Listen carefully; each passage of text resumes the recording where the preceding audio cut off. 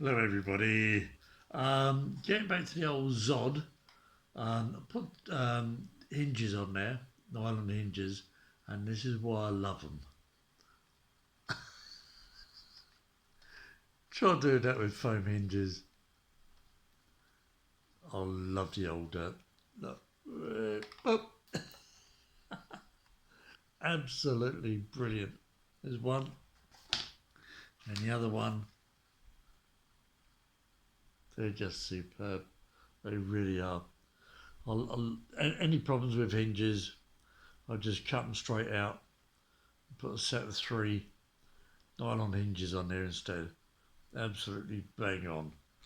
Just thought I'd share that with you.